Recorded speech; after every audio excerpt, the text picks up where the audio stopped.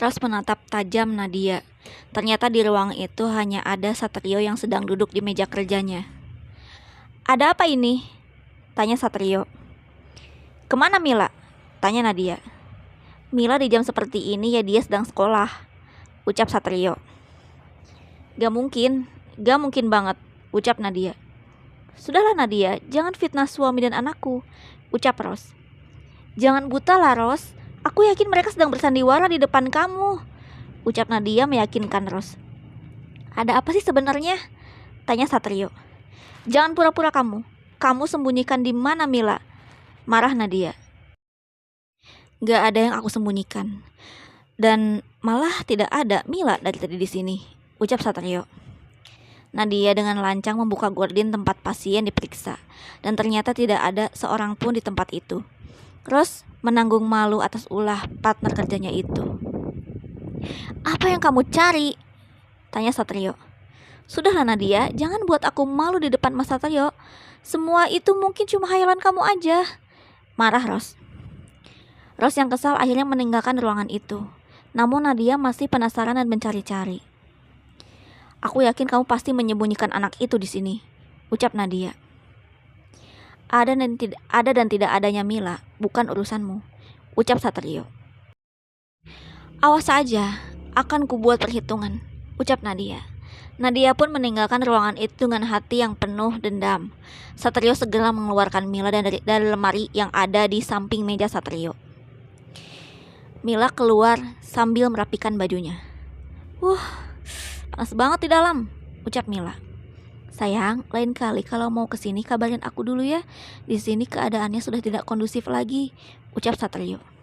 "Iya deh, tapi kamu janjikan mau ajak aku main keluar lagi?"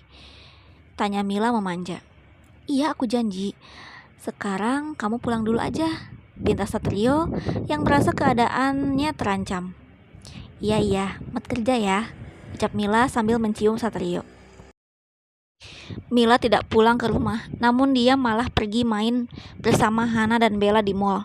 Seperti anak ABG pada umumnya, mereka nongkrong bersama di satu kafe. "Gimana hubungan lo sama si Om Satrio? Masih aman?"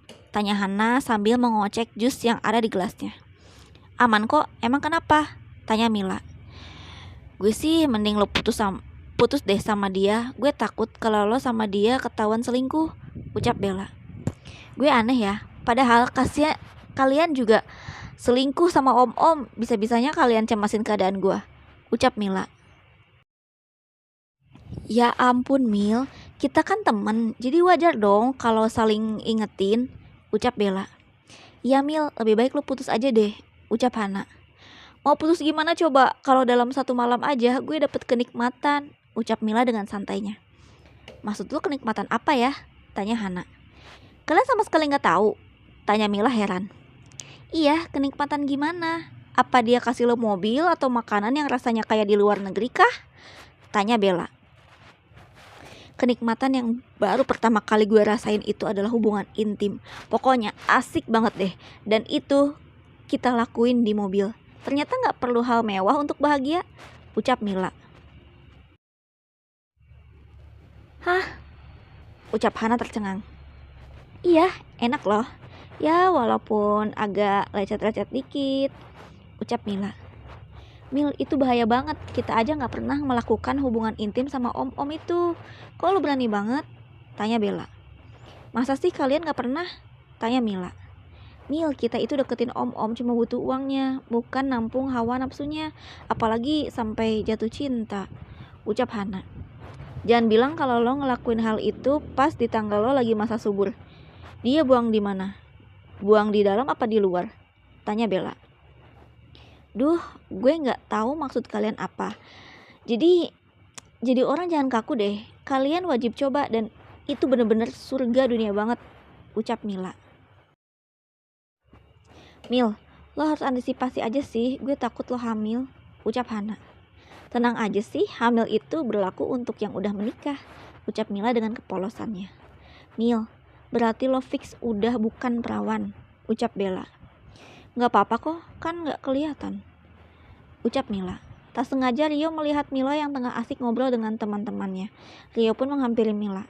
Hana dan Bella pamit pulang duluan karena tak enak jika mengganggu pembicaraan antara Mila dan Rio. Mau apa kesini? Tanya Mila sinis. Aku cuma mau mastiin kalau kamu baik-baik aja, ucap Rio. Gue baik-baik aja kok, gak usah basa-basi deh, ucap Mila. Mil, kalau bapak-bapak itu jahat sama kamu, aku siap ada di garda terdepan, ucap Rio terbata. Ah, ngomong aja gak jelas, mau sok-sokan di garda terdepan. Udah deh, antar gue pulang, ucap Mila dengan judesnya. Malam itu pukul 9, Nadia menantang Satrio datang. Nadia bermaksud untuk menantang Satrio dari kejauhan. Satrio yang berada di dalam mobil memantau. Orang itu terlalu jauh ikut campur urusanku. Kali ini aku harus beri dia pelajaran, batin Satrio sambil tancap gas. Mobil hitam milik Satrio itu berjalan dengan kencangnya. Di kediaman Bobby, Mila yang telah selesai makan dikejutkan dengan kehadiran Arum. Arum berdiri dengan wajah sinis. Mbak Arum ngagetin aja, ucap Mila. Kok cara jalan kamu dalam 2 hari terakhir seperti ini? Tanya Arum. Emang ada yang salah? Tanya Mila. Jangan balik nanya deh, tinggal jawab aja kenapa? Tanya Arum. Aku baik-baik aja kok, jawab Mila. Kalau baik-baik aja, gak mungkin jalan kamu kayak gini, marah Arum. Memang gini kan cara jalan aku dari dulu, ucap Mila kesal. Gak mungkin. Apa ada yang sakit? Apa vagina kamu sakit? Tanya Arum. Mbak Arum kenapa sih? Tanya Mila. Mbak mencium sesuatu yang berbeda. Sekarang jawab apa yang sudah dilakukan laki-laki itu sama kamu? Tanya Arum. Laki-laki siapa Mbak? Tanya Mila. Siapa lagi kalau bukan Pak Satrio, ayah tirimu? Marah Arum. Oke, aku jawab.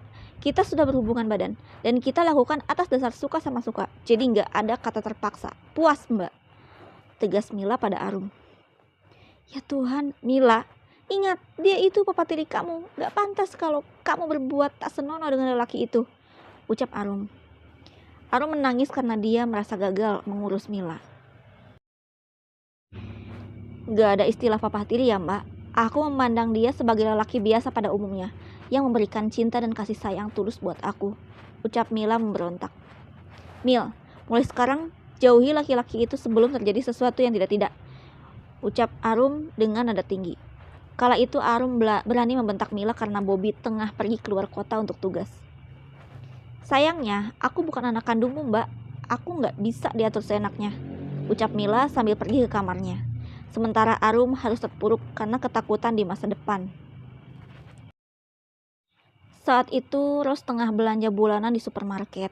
Dia tengah memilih daging untuk stok makanan di kulkas.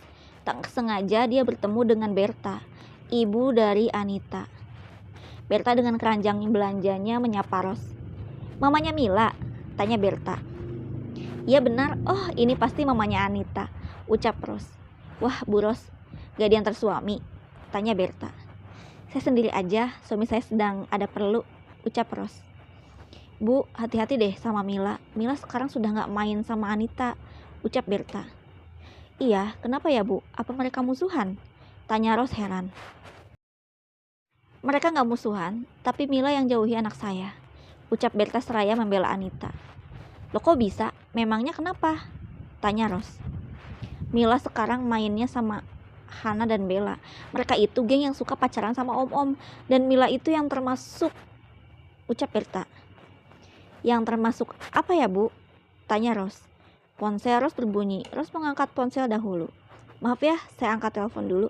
Halo, ucap Rose. Rose diberi kabar yang mengejutkan, yang ternyata